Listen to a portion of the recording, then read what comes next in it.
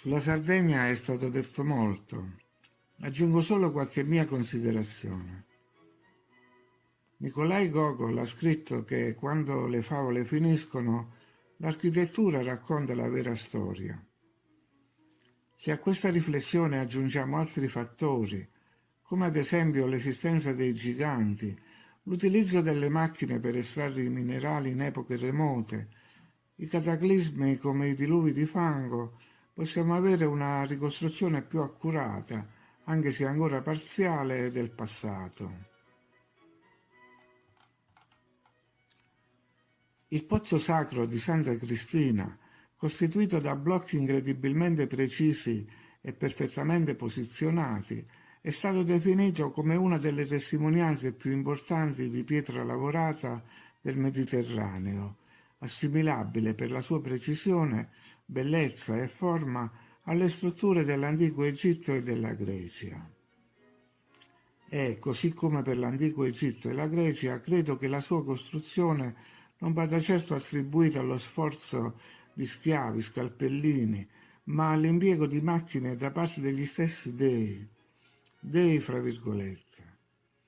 Aggiungo che gli dei erano giganti e le macchine in loro possesso erano capaci sia di sezionare intere montagne che tagliare centinaia di migliaia di blocchi per erigere mura di città. Ma ancora, pur avendo in giro per il mondo mura ciclopiche, scale dei giganti, fontane dei giganti, tombe dei giganti, non si vuole prendere in considerazione l'esistenza stessa dei giganti. I muri di pietra attorno al pozzo sono probabilmente di epoca posteriore, dopo che le macchine avevano smesso di operare.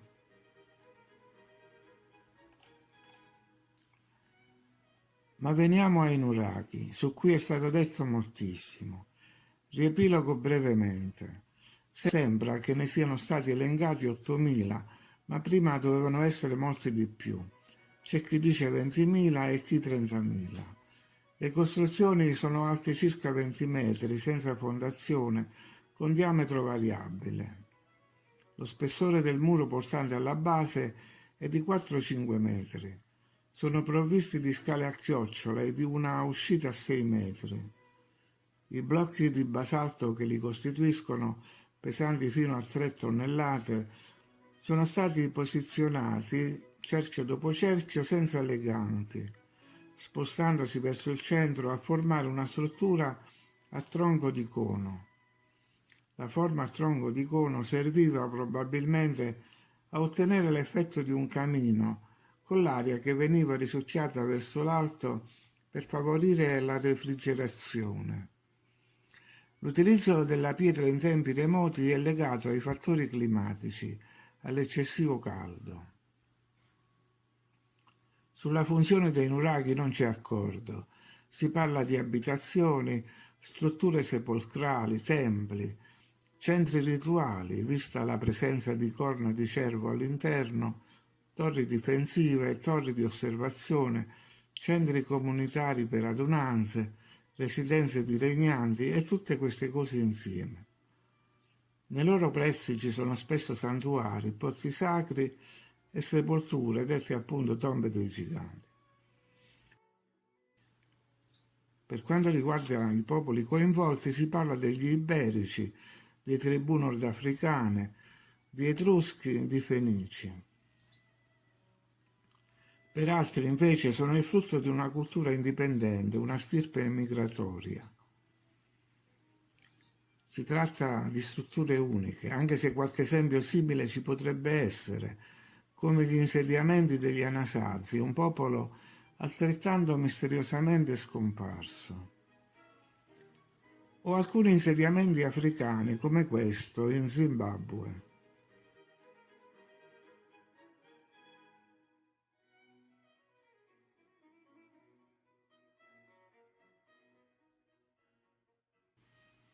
Anche queste strutture ricordano grossomodo i nuraghi.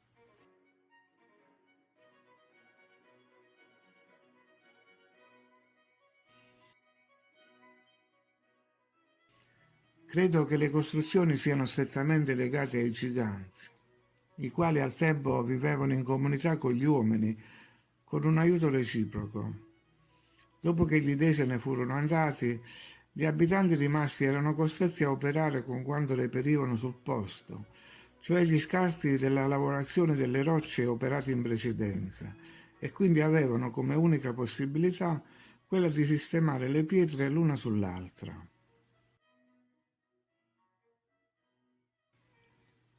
Non più giganti con le macchine, quindi, ma giganti in fase di declino, forse dovuto a cause ambientali, come la trasformazione dell'atmosfera e la precipitazione al suolo del cloruro di sodio, come sostengono molti ricercatori, o la mancanza di mezzi di sostentamento. La vicenda del ciclope Polifemo ci dice qualcosa in proposito, un ingenuo ciclope raggirato in tutti i modi dal demoniaco Ulisse. Sull'utilizzo dei nuraghi credo che la pastorizia giochi una parte preponderante.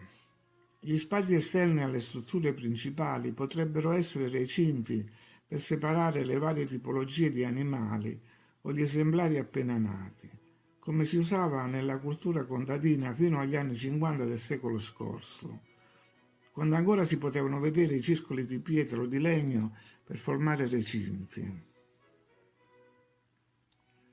Per quanto riguarda l'interramento dei nuraghi, non credo a un interramento volontario effettuato di proposito, ma al fango giunto a seguito di una catastrofe, un diluvio di fango, di cui abbiamo esempi diffusi su tutta la terra, da Roma all'isola di Pasqua. Il diluvio potrebbe aver provocato anche la scomparsa di una civiltà. In seguito a questo cambiamento epocale abbiamo una nuova fase in cui la Sardegna non è dissimile dal resto del mondo. Si afferma un'unica nuova civiltà che possiamo chiamare Tartaria per comodità o anche la civiltà della spirale. Le foto di palazzi e monumenti richiamano alla mente edifici simili in posti lontani, come le torri di Cagliari e quelle della lontana Tianjin in Cina,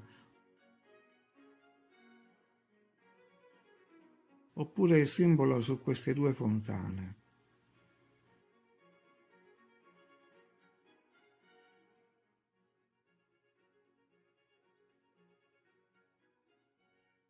Anche la torre di Arborea ne ricorda altre, così come la struttura di alcune chiese con pietre di colore diverso alternato.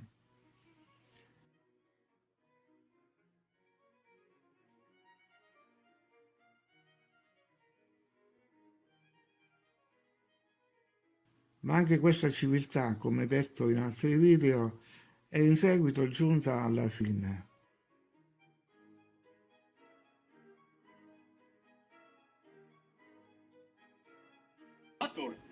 Vattor, urra pianta, 8, 6, 9, 8, Vattor. Kurvara ganne dinjuga direga, ne durgane dambayo, dalla ganne ne martaba durga ganne dinjuga direga, durga ganne kurvayo, tamaran ganne kurvaran